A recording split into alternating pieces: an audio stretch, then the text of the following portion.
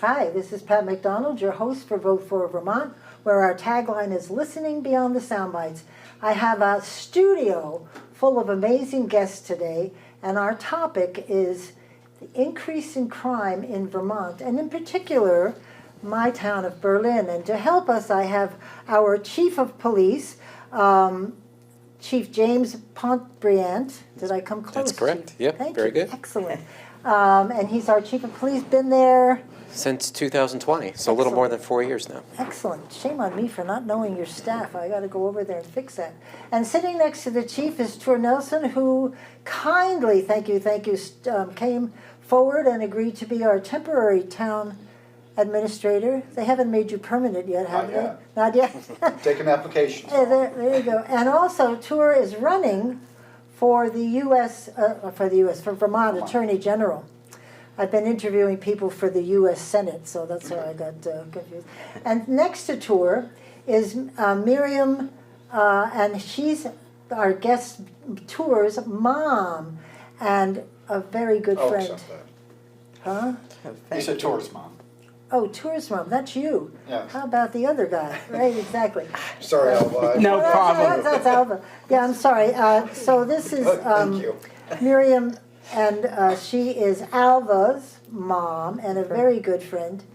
Always supported me, you and your husband. They're wonderful, wonderful couple. And sitting next to Miriam is Alva Newhall, who many of you would recognize as being the branch manager of the newly named credit union in Montpelier, East Rise. Used to be VSECU, but it's East Rise now. I won't say a word. Okay. Pat, and I want to thank you for the opportunity of making this information public. I think crime is out of control in Vermont, and I'm glad you're having a forum to address it. You're the one, every time I go into the bank, we have a discussion. So, so we are here this afternoon to talk about crime, and we'll be hearing from all these people today, but particularly from Alva and Miriam, because they had an experience I don't think I'd want to wish on anybody, nor would they. Alva was an antique and jewelry collector, and some folks came and visited his house one evening, and I'd just love you to tell about your story to kick this discussion off. Most definitely. It's a very traumatic experience. It happened right around midnight, and I heard this pounding on the front door. And I mean, I jumped up. I didn't know what was going on. Well, the door swung open. 3 people come in, and they were dressed completely in black. They had a mask on. And I was stupid. It's funny. I work at a credit union, and we're always said, when there's a robbery, give up everything. But when you're awoken from a sleep, I panicked and started throwing stuff, which I shouldn't have, because then what happened is one of them knocked me down, they beat me up, and I think it was a screwdriver, I'm not sure, but something was jabbed in my leg. I've got a scar from it, and it took a long time to heal, and it's just so traumatic. And your sense of security is gone. I always thought Vermont was a safe place to live. You listen to the radio. I mean, tourism is Vermont's #1 industry, and I feel as if somehow the crime is out of control. Every day I have people bring me stories of crime. I just don't know. Right. Don't know. Well, you've got me locking my doors and doing some other stuff I haven't done, and you never used to lock my door. Very bad. Miriam, fortunately they didn't hurt you physically, but I think emotionally you must have been a mess. I'm probably going to cry, but do you know what it's like to stand at your bedroom door? And I saw those 2. They were good. They did not touch me, and they had their faces, and they were dressed so professional, and but they were good to me. But it was so terrible. Here I am. I have to listen to Alva hollering. Right. And, and I know Alva said, well, what are you going to do? Are you going to murder me? And you know that guy, what he said? He said, maybe. Whoa. hadn't And he heard said that it part of like the story. that. So relaxed. He said, maybe. Could be. But I was lucky. They kept me in the bedroom. And those two that I had to contend with, they were very, they treated me like a grandmother. They really did. Well, maybe age has helped you Yes. out there. Yes. Yes. Well, but I do know that you still got some residual, a little Yeah. hard to sleep and that sort of stuff. I hate to go home after dark. Yeah. And Alva's got all kinds of security, but for some reason, I don't mind the daytime. Yeah. But I don't want to go into a house at dark. But he's got it so that A motion detector. yeah, so lights 'cause go he, on. Yes. yeah, and he can That's say good. that nobody's been in the rooms, so that makes That's it better. Great. That's great. Yeah. But interesting, you said that they, at nighttime, when I read, Chief, about some statistics, that burglaries and stuff mostly happen during the day, which I found strange. Because on my street, if there's one car that doesn't belong there, everybody watches it and wonders what it's doing there. It sticks out like a sore thumb. So during the day, I don't know why they do that. Well, because most people are at work. I think we have a larger retired population in Right. Berlin than a lot of our surrounding neighbors. But for the most part, criminals are trying to avoid confrontation, trying to avoid witnesses, so they'll go and break into places during the daytime when most Right. people are at home. Like you had mentioned, a lot of people don't lock their doors these days, even still with the Doing it amount now. of crime. Yep. So they look for opportunities. They look for places that are unoccupied, and Right. they do I their think all thing. my life, my family, nobody ever locked the doors, just what we did. Didn't think about it. And you lost, I think I read 100,000? Easily 100,000. Because I had been collecting jewelry for about 45 years. Wow. I don't keep anything in the house anymore. I've got safety deposit boxes. And I'm recovering from this situation, but there's some points I'd like to get across. First and foremost, I think the hardest thing for me is my mom will sit here, but she does have anxiety at night. Sure. Because sometimes she'll wake me up, oh my God, there's a car out there. And the sense of security is gone. There is no sense of security. And I think, unfortunately, I've got to say, though, one compliment. The Berlin Police Department is phenomenal. They really care about the community. They have been so helpful. They're one of the brightest spots in my journey. And I've got to say, it's been terrible. There is no help for victims. And I think what's happened is the current train of thought in Vermont is that the person that committed the crime is the victim. And there is no really resources. I know they'll say the victim, they've got all these departments that supposedly help. They don't. I've reached out to legislatures. I've reached out to local politicians. Only one person has helped me in my journey. And I'm astonished by it. Wow. And like the person that was the ringleader of my crime has been arrested 2 times afterwards for stealing at Shaw's, and he's still not. And the Berlin Police Department did a fabulous case. Yeah. Well, I read, Chief, that this happened on a Wednesday, and by the next Tuesday, 4 or 5 days later, you identified these folks. I think we had identified possible suspects pretty early on Yeah, with the help right. of Alva and some information from there. But it took our detective quite a bit of time to really connect some of those prove it. suspects to Right. the actual burglary. Yep. And fortunately, we're very lucky to have this detective who's very savvy with Good for digital him. investigations. And if it wasn't for his expertise, I think it would have Oh. taken us a lot longer Good for to us figure to out. have him Yeah. here. Let's Yeah. keep him happy.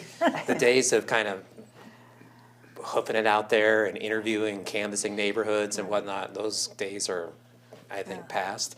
And the way to solve crimes now is through that digital investigations. CSI stuff. I've got to say, it's that Dan Withrow, he is amazing. How he started it out. One thing they stole from me was a credit card that I hadn't used. It was from a bank I used to work. Well, one of the robbers' girlfriend or one of the accessories, she used the card. Oh. Dan traced it, traced cell phones from the cell phone towers. He traced Facebook posts. He subpoenaed and get it. It's amazing the work that that man did. And if it wasn't for him, I don't think there'd be a complete picture. I really genuinely don't.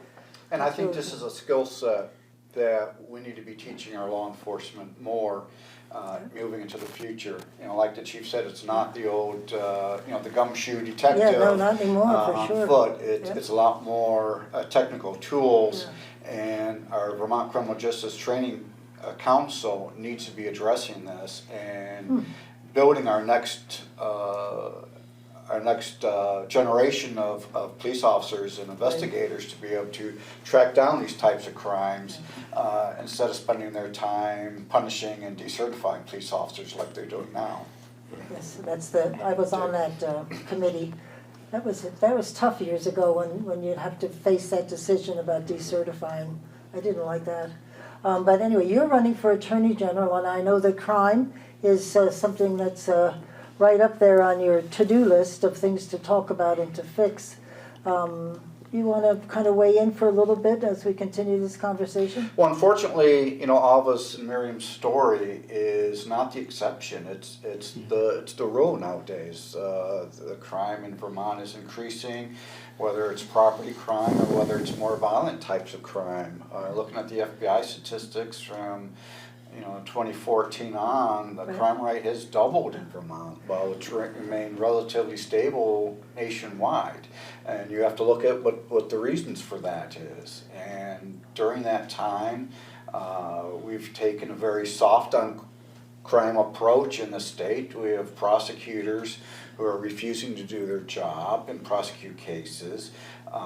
We have, a current Attorney General who is very soft on crime, and if you look at anything she says, you can clearly see that in her statements. She doesn't see property crime as a problem, and I'm pure to believe the opposite. I firmly believe that severity follows frequency, and you may start off with a series of shopliftings or small property crimes, but you're just one resident away sticking up from the south that might turn into an attempted murder or even worse. Right. Now, Chief, I think when we talked, you said that they've actually been in residence and stores. I mean, I know the mall here is subject to a lot of activity and keeping you all busy, but residents as well. What happened to Alva and Miriam? It's not uncommon, is it? It is not uncommon. We're fortunate in Berlin that we don't have a lot of crime among our residential population that we might see in some of our neighbors, but we do see a large impact over the last few years in our commercial district. With and I think because we're so used to having those numbers so low that any increase just gets to us, because the more I hear, the more I'm like, well, I don't normally go into a town that's sort of west of us a lot, ever. I just stay right here and shop and eat and stuff because I won't go there because I have a vision of not being safe. Right. I don't know if that's true, but it's what I think. Yeah. That's kind of a shame, It's a as perception. Alva started off with, Vermont is a very tourist-friendly state, or we want to be. Tourism drives our economy, both during the summer and the winter with the ski industry, and we're coming off the leaf peepers right now, and the favorite destinations in the past, Church Street in Burlington and places like that, they're just no longer friendly to anybody, let alone out-of-town tourists who are wanting to come and escape and see the beauty we have in Vermont that's now ruined. Yeah, and it's everywhere. There's scams. Alva saved me and my husband one day. I got very close to being scammed on the phone by somebody who said they worked for the VSECU. And fortunately, he said too many conflicting things, and I went, oh, wait, I'm going to go talk to the credit union. And I called Alva, and he said, come in here. And they had to completely change all my cards, everything, because he said some people have lost 35,000, 65,000. Correct. He says every day, every week, they're doing 2 and 3 people, older people probably. But at least, thank goodness, my brain kicked in before anything happened. We've seen an increase in those type of crimes too. Our detective just wrapped up what I would classify as a romance scam. And it looks like that case is going to go federal. So there's been a large increase in that. But back to Alva's story, it was a one-time isolated incident, but it's kind of changed the lens in which he sees the world. Right. Like it's had an impact on his everyday life, he and his mom. Yes. And that's kind of like the quality of life has been impacted. These might be isolated instances here and there. There may not be a large number of them, but statistically looking at them, but it impacts people's quality of life. Right. When you go downtown and you see some of the things that are going on down in Montpelier or Barrie or Burlington, it makes you not want to go there. Right. You may not be in any real direct danger of being a victim of a crime, but you don't perceive that. Yeah. And that's unfortunate Yeah, that I'm we've a gotten little- to that I'm a point. little clueless, but that- I'm not anymore. I just am very conscious of my surroundings Yeah. these days. So anyway, and it was a violent crime. Yes, it was a They violent crime. attacked you, and Correct. as you said before, it could have gone. I think it could have gone poorly if you had kept on fighting. It was. But I do want to thank you for bringing crime up, because I've contacted the Attorney General, and they'll say they'll call me back. They've never called me back. And a lot of individuals really don't care, and they try to change the subject. And I really, really strongly feel, I'm a native Vermonter, that we've got to do something with crime. We genuinely do. And nobody, and I'm not political, Republican or Democrat, they don't care. And I really appreciate you caring, because we do need to clean this crime up. And another thing I want to say, I do believe people should have second chances. I'm not saying they shouldn't, but when do we draw the line and hold somebody accountable? Like the same people, like the person that fenced some of my stuff, she's robbed Walmart 2 times. Then they put her under this drug program or rehab or whatever it is. Well, she come out of the program, she did it again. So I don't understand. And maybe I don't know anything, like the reasonings behind it. And maybe I don't want to put you on the spot. I know you do an excellent job, but why aren't they they're arrested, but why aren't they being held accountable? Well, that's certainly not up to the chief. No, I know, and he does it fabulous. And I'm deferring to him. That's the court system. Well, okay. That's the court system, Well, right? and, you know, I think it's a lot of things going on. We don't really have a lot of facilities to house people in. They're very resource intensive. We don't have, people want to give other people second chances because they're struggling with substance use and Right. substance addiction, which I understand. And they don't want to send people who are struggling with that to this warehouse in a prison, Right. essentially. But we don't have those systems in place either. Like, we agree that substance use is a problem. We'd rather somebody get treatment than go to jail, but then they don't go to treatment because we don't have those kind of facilities. Oh, really? Not to the degree that we need Wow. them to. We certainly need a lot more residential facilities available to people. Yep. We need the ability to do follow-up treatment with people once they come out of those facilities. We just don't have those kind And of. can the courts mandate that they go for treatment? They certainly or can. go to jail, one of the two? As part of, Yeah. whatever Okay, good. plea deal or conviction that they Yeah. get, and they can certainly mandate all sorts of things, but we just don't have the quality services that we really need to have in place. If we're What's gonna, really sad, as Alva said, when they're let out, you'd think they'd learn a little bit, Yeah. but then 2 minutes later, they do something again. Right. you know. I would agree that Yeah. once you've shown a pattern of Yeah, right. not wanting to change your behavior, then there needs to be some other accountability in place. Yeah, and I'm not convinced yet, even though I've been in motor vehicles and been commercial vehicle enforcement and all that stuff, that how much rehabilitation happens in jail. I'm not convinced that that really works. It does in some cases, but you can't say it works all the time. You know, if anything, they get madder, I think. But But there what do still you- needs to be that big stick, you know, if you're Yeah, going through, I agree. you know, a restorative justice type program, there still needs to be that stick. If you don't complete this and complete it successfully, and the first step of that is don't reoffend, Right, right. you know, then, you know, all options are off the table and things get more serious. What are you hearing when you're going around talking about what you'd love to do as Attorney General? What are people saying to you about crime? Are you hearing the same thing that Alva's hearing? That Same- it's Especially just the different? revolving door of justice, Yeah. that, you know, the offenders are released to reoffend again, and that just increases the number of cases against them. I read somebody had 68 active cases against them, you know, and that just ties up the courts, you know, Right. because you're released, you get arrested, that's another case on the docket. Yeah. And they're really behind, aren't they? They really are, yes. Yeah, They're They're backlogged, behind. and this has been brought up at chiefs meetings, our executive chiefs meetings, that there's a high rate of not showing up to court among these individuals, Right. higher than I've ever seen, and I've been in law enforcement in the judicial system for over 20 years. Yeah. But close to 50% of people don't show up for their arraignment at all. And then once we pick them up on a warrant and bring them back to court, they're released on conditions, and then they don't show up again.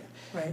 And people are violating their conditions at record rates. You know, if we're going to release you, you have to agree to abide by these conditions, A, B, Right, and yeah. C. I see And it. then they promptly don't abide by any of those conditions, and then there's no repercussions for that. So I'm seeing that the court process is really lacking any kind of integrity or bite to it, in that Yeah. if you can't enforce these conditions or hold people accountable for those conditions, then why are we even implementing I'm conditions? going to be very naive here, but don't the court people see what's happening? I mean, imagine when the you let judges them go do, and you bring them back and it's the same guy and high judge and Yeah. back he goes out, and they don't get it, that it's I'm sure they do. it's not working? And I can't say that I'm an expert on what Yeah, happens but- behind the scenes with, you know, a judge on the bench and the correctional process, but Right. from our perspective, you know, Yeah. it's very It frustrating. must be very demoralizing for law enforcement to put yourselves out there in danger, and you're hoping these people stay away, and they're right back at it the next day or two. I have those conversations with my officers because they do get frustrated. I bet. And that our job is to focus on dealing with the offense. What happens beyond that is kind of out of our control, but we do have to get out there, Yeah. get after it, continue to get on people, hold them accountable, at least at the level that we can, in the hopes that maybe at some point it'll change their behavior. Maybe they won't come to Berlin, at the very least, to do what they're going to do. Yeah, that's, Go somewhere else. Right. We sort of hit on it a little bit before, but the opioid crisis. During COVID, all of a sudden it was like we didn't have any problem at all. They didn't even talk about it. And I said to my husband at home, I said, we're not talking about opioids anymore. I bet you it's not getting less. I bet you with people sitting home and not working, that if anything, it's getting worse. And sure enough, when they started revisiting the issue, it's bad. It's probably And- the worst in the nation. Yeah. And how are we stacking up? Oh, we're probably leading the nation in our Oh, I didn't opioid hear you, problem. I'm Yeah, sorry. yeah. Leading in Yes. opioid Yeah. addiction. That and homelessness. oh yeah. my goodness. Oh, my God. I'm not surprised. It's just Vermont has lots. Did you by chance look at the latest 7-day? That they had an article on this guy that bought 35 or 55 guns, Oh, and the I did. quote was from the governor saying that Vermont is really setting a bad example. All these drug dealers think Vermont's an easy place to go It is. because we don't enforce the law, and that scares me. And I'll tell you this, I don't know how to use a gun. my dad used to love hunting. I would go in the woods with him and my brother, and he'd say, "You're not going, you talk too much." But I'm actually thinking of getting a gun. I really am thinking of getting a gun, because I don't think, sometimes I think it's the only way you're going to protect you. And I'll tell you the funniest thing. I know a lot of people that are using guns, or I guess they say packing. I had this one girl, she's a prominent doctor's daughter. She keeps a gun, she keeps mace and everything on her. Yeah. You've got to. Yeah. I mean, I think, and that's not, I'm so disappointed, and I blame the legislatures, both Republicans and Democrats, because they're not holding anybody accountable. None of them would answer me. And I mean, I'm trying to be, I can't change my robbery, but I don't want anybody else to go through what I did. I never would want to go through And it. I'm really hard on my mom. It's devastated her. Being a mother, and you don't know if your son is going to get killed. Oh, I can't And imagine. the attitude that guy had. Yeah. So, Who cares? well, could be, so what? And here, and they did draw blood, because I did his laundry. Alva does laundry, but Mother, well, he doesn't. We understand. You can do mine too. Yeah, really. My mother never recognized me if I didn't have laundry when I came home to visit. So that's part of the But deal. that's a whole nother. So Alva, let me ask you, because I want to talk to Tor. What would make you feel, I don't want to say good, but better? I think if they really did hold people accountable. I'm not saying on a first offense, maybe, but even like the ringleader of mine, he's been arrested. He was on probation for the first one, and supposedly, if he committed another one, he was going to go to jail. He didn't. He committed mine. I know of 2 others that he's committed. And I mean, I hear about crime because now people are like, I'm an advocate, because a lot of the members will tell me there's a lot of crime out there that doesn't go reported, that you wouldn't believe. And I think they don't care. I've called the Attorney General. They won't return my calls. I called I don't want to say name, but she's for Congress or whatever. She wouldn't they said they were going to return my call. They never did. And you got a lot of coverage, and you got 7 days, I think. Yes. Digger. Yeah. There's a lot of coverage. And I was on WCAX twice. Right. I love WCAX. Yeah. But I just think that they don't really care. I'm blessed to live in Berlin because we do have the best police department in the state. They're caring, they're compassionate, they want to help you. Yeah. But that's not, I don't know. You can lead somebody and bring them, but if they're not being held accountable, Right. I would be frustrated. I wouldn't want to be a police officer. Yeah, no, it's, first of all, it's dangerous, and then. You're right, thankless and dangerous. Yeah, for sure. Yeah. And if, I might jump in, Yeah. from the Yeah, select board please. standpoint, we very much support our police in Berlin. For sure. We always have, and, Yep. we've increased the number of officers since, I think 2 times since I've been on the select board, just over 10 years. Well, And things we're have- very, very happy to do that. But, you see in other, towns, municipalities, they're looking to cut, look what happened in Burlington, and even, Montpelier was discussing it at one time. Yep. And these departments are now struggling to hire police officers. And how big do we get during the day? I had a wrong number in my head. It's what, 12,000? That's the number I hear, yeah. More people coming, because we have Blue Cross Blue Shield, we have the hospital. the So all these mall. people are coming into work here, which increases us, 3,400 people regular. Less than that. Less than that, oh. yeah. And then you've got 12,000 that come in as working. Quadruples during the day. Right. Wow, that keeps you busy, It does. yeah. Yeah. Do we still have the contract with the hospital, or have they moved No. on that we don't? And it's another side issue. The hospital has engaged in conversations with the department. They have concerns for safety there. Yeah. I think violence at the hospitals has increased significantly over the last few years. Right, so a lot of mental health issues, right? Yeah, and substance use issues Right. again. But we're just not at a capacity where we could staff like we did back in the day, Yeah. have any meaningful content. We certainly stop by and check in from time to Yeah. time, and our response time is typically pretty quick when they do have an issue there, but we're just not at a level where we can I help was there them one out. time in an emergency, and somebody next to me with this very thin curtain between us was really out of control, and we're all sitting there going, oh, please, can we just leave? I It think was both times I was in the bad. ER myself, or with family members, there were some Yeah. incidents going on It's there. like, what do you do? This curtain is not gonna, it's not not gonna isolated. save me. No. It's really bad.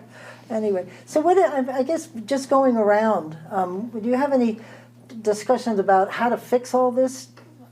When you become Attorney General, Tor, what is wave that magic wand? Well, for first of people- all, everybody's gonna have to do their job, and whether that's, There's a concept. prosecutors, whether it's the state police, local police, the judges, the probation and parole, corrections, they all have a job to do, and they gotta do it. The prosecutor's not in a position to decide wholesale what types of cases they're gonna prosecute or not prosecute. Right. It should be a case-by-case basis, decided on the facts, and not saying, well, if it's a misdemeanor theft case, I'm just gonna automatically send it to diversion. That's not the point of diversion, and that's not what, is supposed to happen. And if they're not willing to do this job that they're elected to do and paid for by the state, they're Right. not turning in back part of their salary because they're not prosecuting these cases, then I think it's up to the state, the Attorney General to step in and do it for them. Make some changes. And, part of the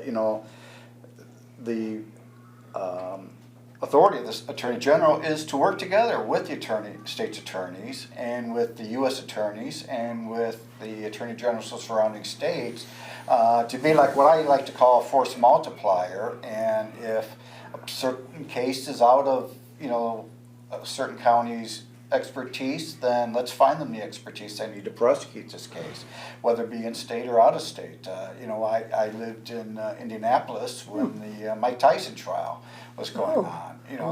The Marion County Prosecutor's Office, they didn't prosecute the case against Mike Tyson. They hired an outside special prosecutor to do this. So we need to explore opportunities like that. Great. All in an effort to be effective in what we do with our limited resources. And I think that would build up the trust of Vermonters, of all of us, because you'll see it working. And, Right? I mean, and a to lot get of rid us don't have this- much trust. And to get rid of this, common feeling that Vermont is soft on crime. I Right. mean, it was about a month ago, I don't know if it was a real thing or not, but I saw on the news that child predators were coming to Yep. Washington County for a camp out. Well, looking Right. what happens on those types of cases in Vermont, it's no wonder they would want to come to Vermont. For sure. Here again, it's notoriously. I actually didn't very think that was lenient. true. You're telling me it's true? I thought somebody was, I don't know if it was true or not. I can't even imagine. It was a predator camp. Right. Camp for predators. Don't tell me if you know. I mean, seriously, ignorance is bliss. That is ridiculous. Oh my God, you could sweep them all up and just take them away. Wow, I wanted to read something because when I was doing my research, I found this quote that they were talking about the legislature and the way they approach laws, and it says, while they're passing these laws, they're trying to balance accountability for breaking the law with compassion for the root cause of so much of Vermont's criminal activity. And they talked about mental health and poverty and drug, but they're trying to when you break the law. That's the problem Break the with law. Vermont. I mean, and it's both parties. Honestly, I'm not political. They don't care about the people that work, and the crime is out of control. And I know I'm passionate. I know I can be expressive, but from the bottom of my heart, I am so concerned about Vermont. I genuinely am. You are the first person that honestly I feel is honest and wants to make a change. And I've called hundreds of people. I'm not shy and I can ring the phone. And as I said, besides the Berlin Police Department, that's the only one I really feel cared. And the others, they'll tell you lip service, but I think they've all got an agenda and they don't really, we are highly taxed in Vermont. We should have protection. Right. And I don't think a lot of the people that I know are that homeless are necessarily committing the crimes. I don't blame them. I know a lot of the ones that did mine, they're able to work. They're not being held accountable. Right. So it has nothing to do with it. And they've already been given their chances. You can only give so many chances. When is somebody accountable Right. for what they do? Right, I agree with you. And I'll, touch on a good point. Vermont is not affordable anymore. Taxes and I think gonna we're get probably worse. getting a little bit off topic, but No. taxes and just the cost of living in Vermont is so unreasonable that, people are forced, to do these things just to survive. Yeah. And I think Tour brought up a very good point, Tour, I did it again, Alva, that you're Am I paying. the favorite son now? Yeah, he's up for adoption, Miriam. isn't he? Yes, yeah, okay, I will I will sorry take about it. that. Yeah, I'll take But we pay so much money, there's got to be a return on our investment, and I would think one of those returns is safety. That's just a given. That's part of the primary responsibility of government, is to keep us safe. Well, the state's not making good decisions with the money. No, right. Wait till next year you want to get higher Right. taxes. Wait till the fuel bill hits. Oh, But that's another story. I know. Alva touched on something the governor mentioned about people coming into the state because of the perception that we're soft on crime. Yeah. What we're also seeing is an increase in juveniles being sent here by those kind of organized criminal groups. Right. Because we have no capacity to address juvenile crime. We don't have a juvenile detention facility in Vermont currently. So all sorts of hoops have to be jumped through in order to Right. kind of detain and secure a juvenile who's been involved in a serious crime. Oftentimes, we end up releasing them on some kind of low-level probation just Right. because we don't have the capacity to detain Didn't them we in a used to facility. have a- We did. I thought Woodside so. years What ago. happened?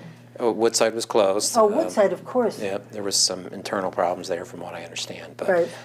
it's been close to a decade, I think. Right, I was Yeah. working when that was open. Yeah, and still no No, facility to detain. that's terrible. And at the same time, they keep increasing the maximum age for Yes. the youthful offender status. It's now in the early 20s, I believe, 21, 22. Really, they're youthful offenders. Seems to me they're adults. But what do I know? Right.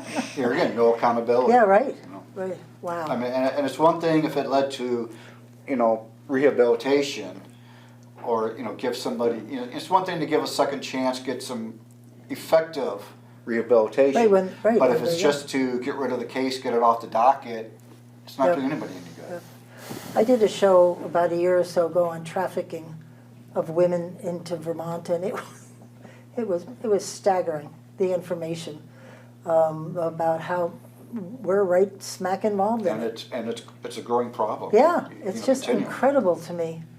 It's amazing. And where did you read that we were the worst in crime? I mean, was I it? would say we were the worst, but we are definitely We're- leading the nation per capita as Oh, far okay, as per capita. opioid abuse and homelessness. We're right up there per capita with California. Okay, yeah, okay. Well, per capita sometimes is not necessarily a fair, No, because but we're so when- small that any percentage would seem pretty large, but that's still bad, Which- period. It is Yeah. bad. It's not good. No. I would like us to see us leading the nation and other things. Yes, I feel like education would be Right, cool. but we're not doing any of those things. Yeah. So it's not like this is a one-off that we're doing poorly in dealing with people's substance use and dealing with unsheltered individuals, but Yeah. we're kind of failing across the board in a lot of the key issues. Like education, we're not doing super great there No, we're either. So, and then we're getting taxed at a fairly high rate. I'm not going Right. to get into the politics of that, Yeah, but where is that return on our investment if we're failing with public safety, if we're failing with substance use, we're not doing super great with mental health issues, we're not doing great with education, like, Yeah, at we're in what trouble. point, right, do we kind of reverse this Right, yeah. Well, there path are that we're down? too many feel-good bills in the legislature. Yeah. I mean, it's what I say, it's a solution in search of a problem, instead of addressing the real problems at Right. hand. Yeah, I don't know why, I mean, it's pretty obvious what those problems are, even, I'm no brain surgeon, but I get it, and I don't know why they won't sit down and fix it.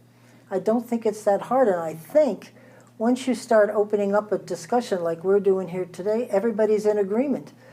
And the more people that join in, the more would be in agreement, because something has to happen.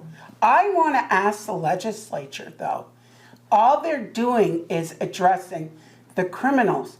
What about the victims? What are they doing for the victims? Right. I'm going to tell you a story.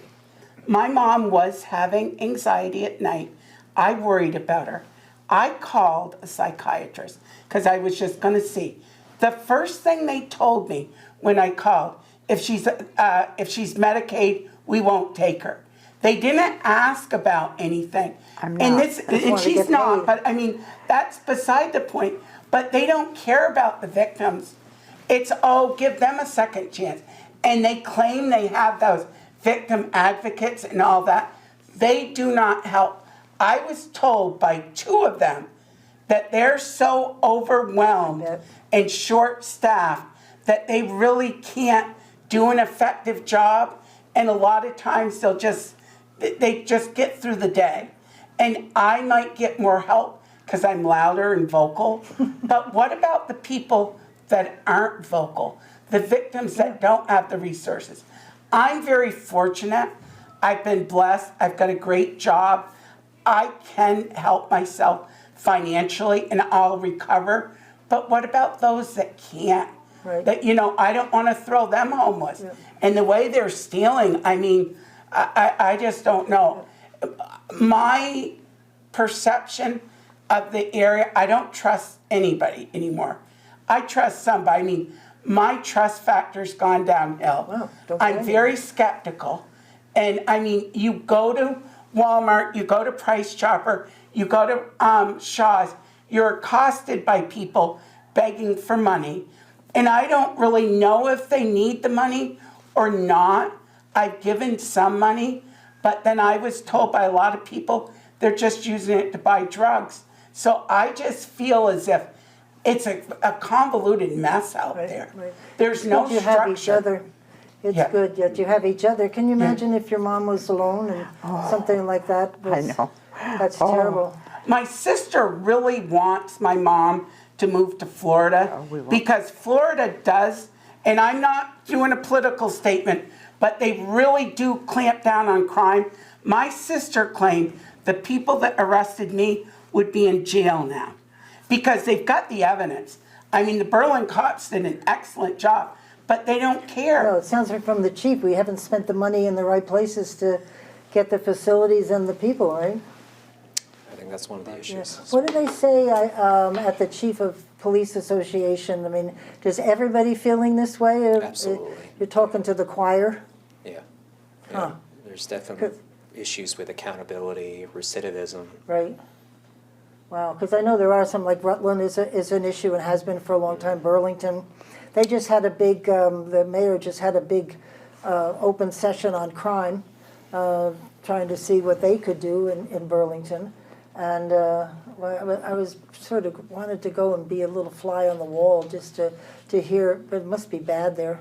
The politics there are interesting, Yeah. to say the least. I bet. I used to work in Burlington, and I'd be at the Merchants Bank and look out in the back of City Hall, there's that park. You'd see people dealing drugs, and I'd be, hello, He's on tree number 2, and he's hiding behind this bush, and you could see them right there. And that was a few years ago, but I can't imagine anymore. It must be terrible. I know. When you see the businesses moving out of Burlington too. Yeah, for sure, right? Well, tell them come here. That's good. Right. Yeah, but so I was looking at the state police have a report that they just put out, and I just wrote down some things. It looks like everything is up pretty much, and by substantial percentages. The one that really got me was animal cruelty. I wanted to be on that. I know it's not just Yeah. put me on a board to say what your punishment will be. I was in work for Prevent Child Abuse Vermont, and we found that if somebody's cruel to animals, you better look at the kids in the house, because they're probably cruel to the kids, because they're drawn to animals and children that don't have any power or strength to fight back, and that seems to be the case. So if animal cruelty is up, I'm betting child abuse is up too. There's certainly a correlation there. Yeah, right. That was very interesting when we would go visit and look for the kids, or the other way around. If the kid was in trouble, you'd look and the animals were in trouble. You know, makes them feel big. But there's just so many. We have an increase nationwide of 17% in violent crimes, and that's a lot for this small state. It is. It's a lot. What's the answer, Chief? I think Money. certainly with some of the more violent crimes to have that accountability, because as Alva had mentioned, this is not their first time. You know, when we see some of the things that have been happening, I guarantee when they find this person who did the shooting in Waterbury recently, Right. It's not his first time that he's gotten in trouble. I'm going to guarantee that. Well, they sort of work up to it, don't they? I mean, Not often. Like a lot of times, they've got a They go right significant to it? history of violent crime. Yeah. But like you said, they don't just get up one day in their 30s and decide they're going to go shoot. Right, they've been somebody. doing That's something, pretty practicing. Unusual. So to kind of start tracking those people that have a pattern of committing violent crimes and shutting them down early on, Yep. rather than being like, this is your 10th or 15th felony, and now someone's been seriously hurt or Yeah. killed. Well, I mean, you were attacked with a deadly weapon. You're right. So why wasn't that accounted for? I don't understand. I don't know. I just don't think that Vermont cares about crime anymore. As I said, besides our police department, I've called our legislatures, I've called this one, they don't care. They claim they're understaffed, they don't have time for it, or they won't return your phone calls. Well, and they don't want to put money Right. in that particular bucket because they've got other agenda items that they'd rather fund. And you, sir, what are you saying on the campaign trail about all of this, telling people to please pay attention? Huh? Well, that the same old is not working. Right. The definition of insanity is doing the same thing over and over and expecting different results. Right. That's the loop we're in right now, and we've got to change it. We've got to start holding people accountable. We've got to start holding our elected officials accountable, and we keep re-electing, because people, if you show up at a pie supper, they go, oh, but he's always there, but nobody ever asks them, what did you vote for on X, right. Y, and Z? You don't know. But they're nice. But I would love that answer. But he's so nice. Ask him how he votes. right. Something about elected officials, and I've always wondered this about Vermont, so that we don't really have any consistency when it comes to presiding judges in each county. Judges rotate Yeah. every 9 months, every year. So you don't have a judge that's really grounded in that community that he's serving in, which I think that would lend a little more accountability. That's interesting. If the judge continuously had to hear back from his constituents that, hey, we don't like the way things are going now, there may be a change in how things are addressed. But if you have a judge that rotates every 9 months, he doesn't have any real strong attachment to that community. They probably rotated them because they don't want them to It's a forced rotation. Yeah, Yeah, yeah. sometimes they'll hold them over for various Yeah. reasons, but I imagine it's hard to connect with the community and get a real vibe about how they want you to respond, because there may be communities that are okay with, hey, we're just gonna have a real revolving door here. They're talking about creating counties here. That's a big discussion these days. They're That's- thinking that that's going to help in emergencies, like with all the flooding and stuff, to have somebody in control of counties with more people. But It certainly would be Yeah. interesting from a law enforcement perspective if we could share resources, because we Oh. have all these small, Vermont consists mostly of That's very great. small police departments. And we're struggling to have resources, like if, for instance, you know, a town that has 3 or 4 police officers were to have some serious crime like what happened to Alva, yeah, I'm not sure that about their capacity to investigate that. Yeah. Back in the day, we could go to the state police and they would help us out with those digital forensics. They don't do but that? they're not able to do that for us anymore because of their own staffing issues. Wow. So if you didn't have somebody within your department that was capable of doing those kind of investigations, you would be really struggling to resolve that wow, case. interesting. So having like a countywide agency, which Yep. we could share resources, would be beneficial, I That's think. great. Well, we've got about 4.5 minutes left, and I'd like to just give each of you a moment to say, what's next? What should we be doing next? And go, hello, pay attention, the legislature. So why don't Okay. you start over? Vermont needs to focus on holding people accountable. And I will say, I saw 2 glimmers of light. These 2 individuals here, I am so proud to have him as the leader of the police in Berlin. He's very intelligent, insightful, and he really wants to make a change, and I'm gonna vote for you. Good job. Yeah. There you go. You've got to vote. Miriam, what would you like to see happen next? Well, I guess this is a little personal, but I never want anybody, a mother or anything, to go through what I went No, through. my heart hurts for you. I seriously. know. To have a son in the end of the house and I'm in the other end, and Yeah. they didn't touch me though, but still. That is, I can't imagine the fear. I know.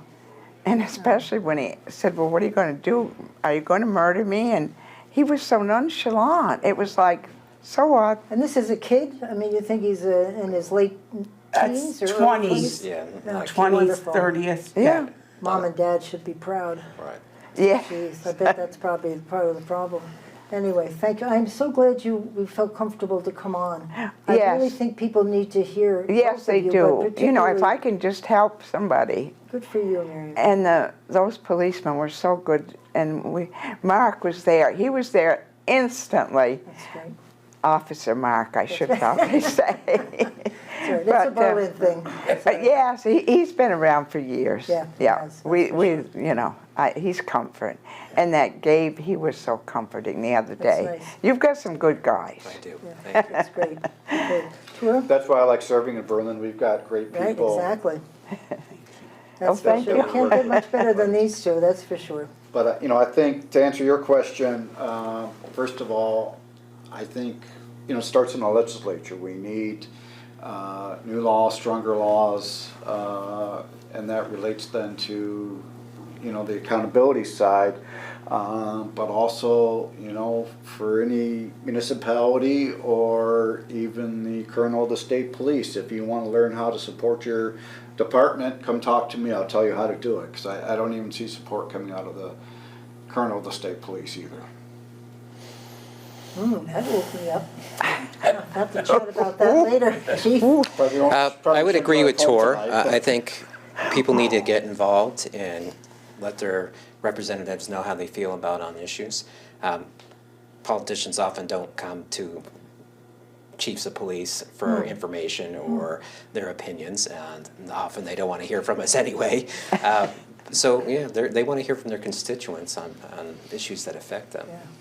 Tell them to ask questions, those constituents, Yes. because just because they're nice at gatherings doesn't necessarily mean they vote the way you'd like them to vote. So pay attention and get out and vote, people. Absolutely. Anyway, I thank you all very much for coming on. I think we had a for great having us. conversation. Yes. Thank you both too. Yeah, you guys, kudos to you guys. Great. Anyway, thank you for tuning in. This is Pat McDonald, your host for Vote for Vermont, where our tagline is listening beyond the soundbites. See you next week.